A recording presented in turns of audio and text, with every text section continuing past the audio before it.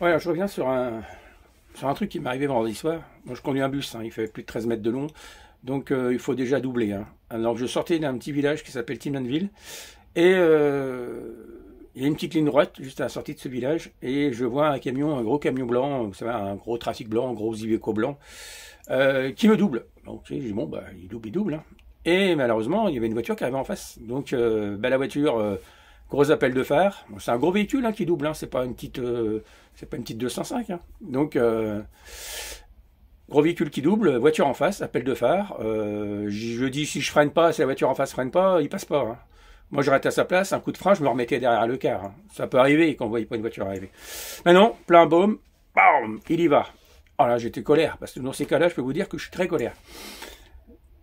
Donc, donc de pause sur ce camion-là, il y avait l'écriteau de la société sur le camion. Donc, quand on fait le guignol avec sa voiture, c'est une chose, mais quand on fait le guignol avec la voiture de la société, et je connais très bien le patron, je le connais très très bien, et il est très acquis à ma cause, donc il n'aurait pas toléré ça. Bon, je me dis, je fais quoi? Je téléphone au patron ou quoi? Pour lui dire, ton chauffeur, ça m'est déjà arrivé, hein.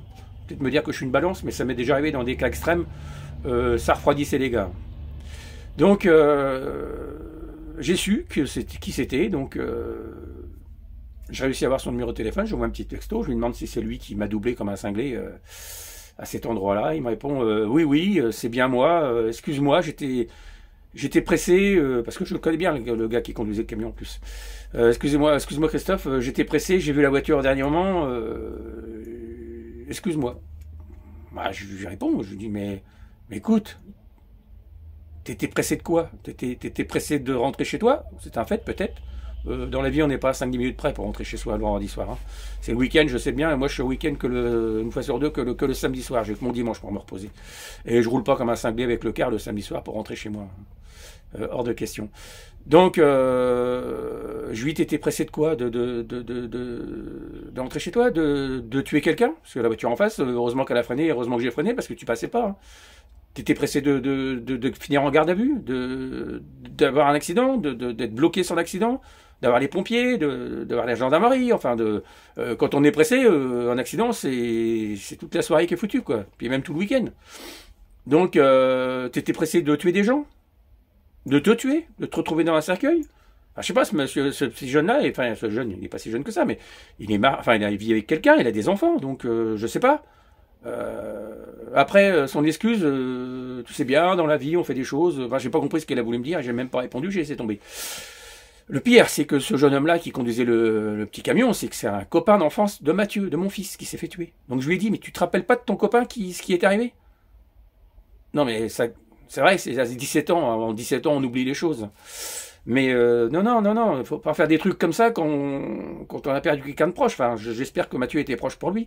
Donc, j'ai pas été plus loin au niveau de son patron parce que c'était un copain de Mathieu et parce que ce petit jeune-là, je l'aime bien. Mais je pense que si on l'appelle un soir en lui disant ta femme est morte avec tes enfants, parce qu'il y a un mec avec son gros camion, là, il revenait du boulot et puis le monsieur, bah, il était un peu pressé. Donc, tu l'excuseras parce qu'il était juste pressé. Oh, ta femme et tes enfants sont morts, c'est pas grave, mais ce monsieur-là était pressé, il fallait qu'il rentre chez lui. Il y avait une urgence. Je sais pas. Donc voilà, c'est ce que je voulais vous dire, c'est que bah, malheureusement, en tant que chauffeur de car, on en voit, hein. Moi, ça fait plus de 30 ans. J'en ai vu, j'ai même eu des accidents. J'ai jamais été à tort, heureusement pour moi, mais ça se fait pas. C'est pas des trucs qu'on fait. Voilà. Pas de bol, je le connaissais. Donc j'ai pu remonter jusqu'à lui. Alors pareil, j'espère que ça va le faire réfléchir. Parce que des cas comme ça, j'en avais déjà eu un cas aussi il y a 2 ans, 2-3 ans à Gruchet. Et le mec, je l'avais calmé, hein. Depuis, j'ai jamais revu me redoubler comme un cinglé. Toutes les semaines, j'avais le droit, mais depuis ce jour-là, ça l'a calmé. Je vous expliquerai plus tard. Parce que moi, quand je suis comme ça, je suis un peu, je suis sur les nerfs, je ne me contrôle plus, hein. Je peux m'en prendre une dans la tête, hein. Je suis pas muscleur, hein. Mais dans ces cas-là, je me contrôle pas du tout. Donc voilà. Des fois, on est pressé, mais il vaut mieux lever le pied, rentrer tranquillement, puis rentrer chez soi, que tout aille bien, qu'on soit en vie, que tout soit bien passé, qu'on ait blessé personne et qu'on ait énervé personne sur la route.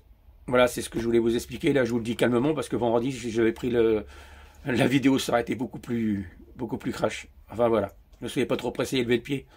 Il y a plus important dans la vie. Le plus important, c'est de rentrer. Le véhicule a été créé pour se déplacer, hein, et pas pour tuer, hein. Et quand on prend un véhicule, on a une arme dans la main. Par destination, on a une arme dans la main, c'est sûr. Et moi encore plus avec le bus. Ça peut aller tellement vite. Allez, je vous dis à bientôt. N'oubliez pas le petit pouce. Et de vous abonner à ma chaîne si vous aimez mes petites vidéos. Et je sais que je peux pas plaire à tout le monde, mais j'oublie personne à regarder mes vidéos non plus. Hein. Mais enfin voilà, moi ça me fait plaisir de vous partager, puis ça me fait du bien, ça évacue aussi. Et puis si ça peut faire prendre un petit peu conscience, ben, je suis content. Je vous souhaite une bonne fin de soirée et puis à bientôt. Au revoir.